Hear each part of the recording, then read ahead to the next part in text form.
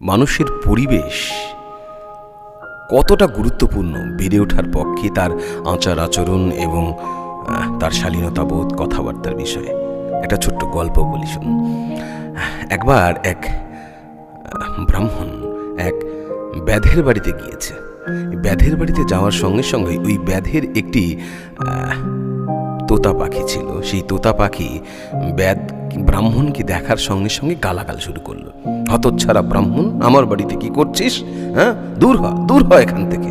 মানে ব্রাহ্মণ ওই ব্যাধের বাড়িতে গিয়ে ওই তোতা পাখির মুখে অশ্রাব্য গালাগাল শুনে হতভম্ব হয়ে গেল যে কি অদ্ভুত, কেন তোতা পাখিটি এরকম কেন গালাগাল করছে আমাকে।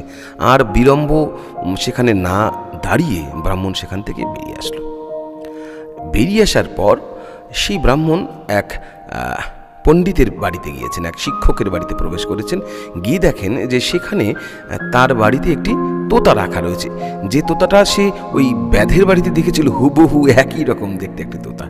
দেখার সঙ্গে সঙ্গে ব্রাহ্মণ তো ভয় পেয়ে গেল, রে বাবা, এই তোতা নাকি গালাগাল আমাকে করবে।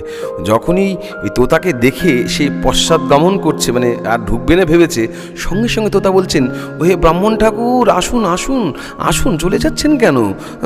আপনি আসুন, আমার মনিব নেই, এক্ষুনি আসবে, আপনি বসুন, কৃপা করে আসুন, গ্রহণ করুন, এভাবে চলে যাবেন না।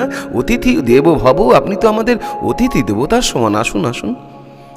হতভম্ব হয়ে গেল ব্রাহ্মণ, এই কি, এই একই তোতা এরকম দেখতে, একজন এরকম গালাগাল করলো আর একজন এরকম ভালোভাবে আমাকে আপ্যায়ন করছে। কাছে গেল, গিয়ে বললো, কি ব্যাপার?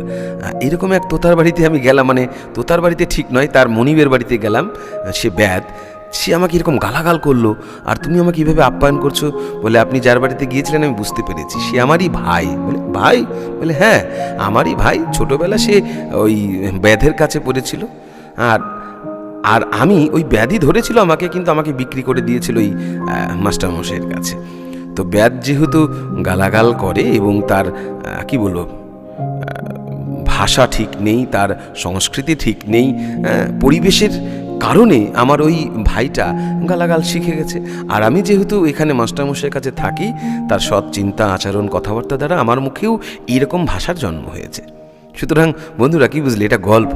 আসল সত্য যেটা আমি বলতে চেয়েছি, অর্থাৎ তথ্য যেটা দিতে চেয়েছি, তত্ত্ব এবং তথ্যের ভেতরে, যে আমাদের পরিবেশটা কিন্তু অনেকটাই নির্ভর করে একটা সন্তানের বড় হওয়ার ক্ষেত্রে।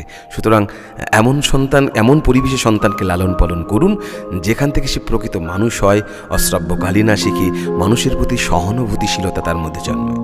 ধন্যবাদ।